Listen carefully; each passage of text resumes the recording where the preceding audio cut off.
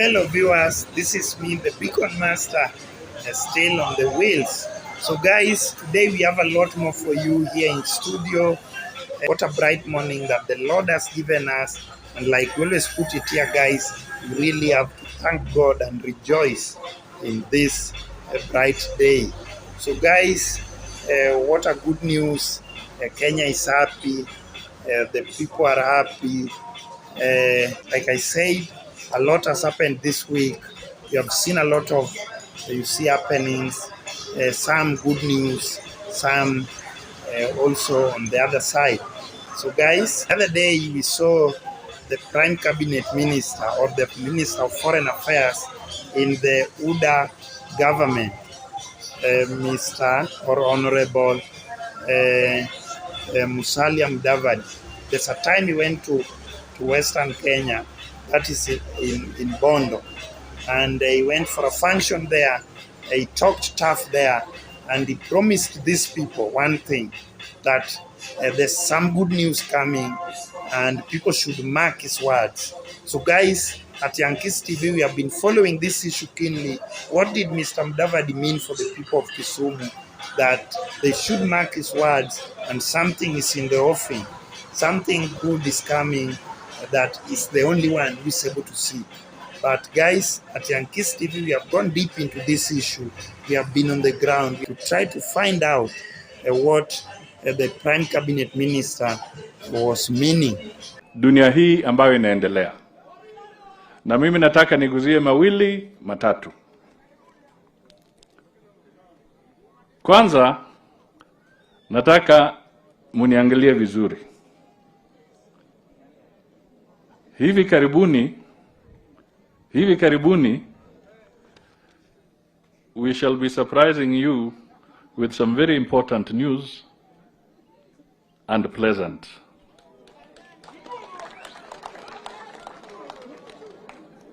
I will not say any more. Nawaachia hapo kwa sasa. But muniangalie vizuri kabisa. Si nimesema nikiwa hapa? Muniangalie vizuri. Nimesema kitu. Haya, jambo la pili. Nataka tushikane kabisa. Tuwe kitu kimoja. And what this good news is all about. So guys, the truth has come out. The truth is out. And the news has it that Honorable the Prime Minister, Dr. Raila Odinga, is up to the task and is gonna be the AU chairman. Raila Odinga is up to the task and is gonna be the AU chairman. And this issue has come in following what Mr. Mudavadi promised the people of Bondo, that some good news is coming, guys. The Yankees TV, we have gone deep into this issue and we have found the secret what Mr. Mudavadi was saying. So guys, the news in town has it that the AU chairmanship, the seat is coming vacant, and we know the incumbent leader is Musa Faki. Musa Faki has been the leader of the AU chairman since the year 2017. This is not a small seat, guys. This is like saying he's the president of Africa. Whenever Africa is involved in issues with other continents, then the figure, the only right voice to be consulted or to represent Africa is the AU chairman. So all the presidents of Africa are also answerable to this post. So guys, in real sense, this is not a small post. And again, we have also seen former leaders, Musa Faki has also done so well. The tenure for Musa Faki is coming to an end this month. And the AU leaders are in Ethiopia. The meeting is underway and they have gone there with one agenda. Electing a competent leader, a leader of the people, a lion of Africa, the pioneer and the champion of democracy. And they are saying this person is none other than Honorable Raila Odinga. Remember, Raila is the father of Africa after Nelson Mandela. And Nelson Mandela took it after Julius Nyerere, after people like Julius Nyerere, Kwame Nkrumah, Mzee Jomo Kenyatta, Jaramogi Oginga Odinga, and so many others who are there. Now it is Baba's time to now take the leadership of Africa to the next level. Remember, if we look at Raila Odinga in his personality, you see a Pan-Africanist, somebody who has dreams for the African continent, somebody who puts the issue of Africa at first priority, rather than this kind of leaders who only view their gains. Raila has been on the forefront since his childhood stage. He has been fighting for the rights, he has been fighting for the equity, he has been fighting for democracy in the whole of Africa. And therefore, from the events that are taking place now, yesterday we saw him with a good friend, the former president of Nigeria, Olusegun Obasanjo, where he has officially come to Kenya to plead with Baba, to plead with Mzee Raila Odinga to accept this call by African leaders that they need a competent, qualified, highly qualified, a true leader of Africa, a lion of Africa, somebody who knows what Africa needs to be there in the limelight. And he came to ask Mzee to accept this call that is the right leader now that Africa deserves. And from the look of things, you can see Raila also accepting for the sake of fighting for the leadership of Africa. Raila is accepting to stand in and to stand up for Africa. So a person, man or woman, who has experience, who understand the situation we are in, who comes from a background that can make a difference. Of all these considerations, that I am inclined to accept the challenge. Should the leadership of Africa want my services, I am ready and offer myself to be of service to this continent. And I've asked my friend to continue to be a good ambassador and talk to other people elsewhere. I don't want to say much more than that. And therefore today I want to make it public that I'm ready, yes, to go for the chairmanship of the African Union. Thank you. Guys, so at Yankees TV, why are we discussing this issue? Why are we bringing the breaking news to you? We just want to get your take on this. Do you support the leaders of Africa saying Baba is the right choice for the sake of AU chairmanship? Do you support this? I know the opinions of Kenyans are divided. Other African countries might be having one opinion that Baba is the right person for this, and that is very true. But here at home, Kenyans are divided because some see Baba as, as the greatest gift that God gave Kenya in terms of supporting the nation, in terms of being there for the people, in terms of, spearheading changes, the necessary changes that are required for the good of the people. And therefore, people are saying, if Baba is to go for the leadership of Africa, then what about us? What about Kenya? But what I would want to tell the people is that when Baba is leading Africa, Baba is still leading Kenya, and he cannot forget the issues of Kenya. On behalf of myself and on behalf of my colleagues, friends, and workers of this country, I want to thank the announcement And I want also to thank the government of Kenya under the leadership of President William Samoei Ruto, which has made it possible for the former Prime Minister to contest and run for the continental highest position in Africa. And I know for sure Raila Amolo Odinga is up to the task. He can do the job. He has been tested. He understands the political, social, and economic dynamics of our country. He understands our boundaries. He understands our political differences from different nationalities and from different nations under our continent of Africa. And I'm sure he will be able to settle a lot of problems facing this continent. One of the worst areas on our continent right now is in Congo DRC, where people have got to agree and make sure, because Congo is close to us, if there is a problem there, it affects us. The other place is to make sure that we have political stability in Somalia and also in Ethiopia.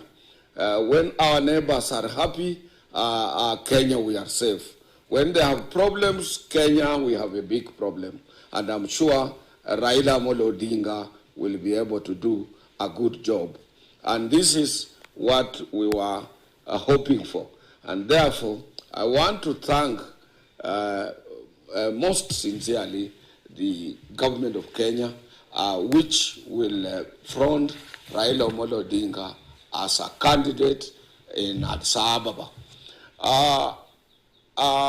His announcement, I'm sure, so many people have called me supporting it. Those who know him very well, that he can be able to do a good job, have been calling me, and I've said that's why I'm prompted to issue this statement to tell Kenyans that we support it, we are behind him, and we are behind the government's initiative to make sure that they roll out a campaign flood to make sure that Raila assumes the continental leadership without any hinge or without any hesitation. He's a capable person. He is a person that people admire. He understands at one time he had to go to Ivory Coast to make sure that there was peace in that country when he was in charge of continental projects under African Union. I, being a member of the African, of Labour and Social Affairs Commission of African Union, I'm happy because he will be my boss at the African Union, and where my organization of African Trade Union Unity is affiliated. And it will be easier for me to move to his office and communicate and strengthen the continental labor movement under the leadership of Raila Amolo Odinga at Addis Ababa, and as a man who will be in charge of the African Union. We support it. It is far much better than doing local politics, which he has done for so many years, and he will continue doing it. That does not deter him after his term coming back and advising or taking part in our own national politics. But that place, he will be useful for us in terms of infrastructure, in terms of funding Kenya's programs, in terms of strengthening our civil service in Kenya, and in terms of making sure that other areas of our needs are internationalized through his office in Addis Ababa. So guys, let's take it easy.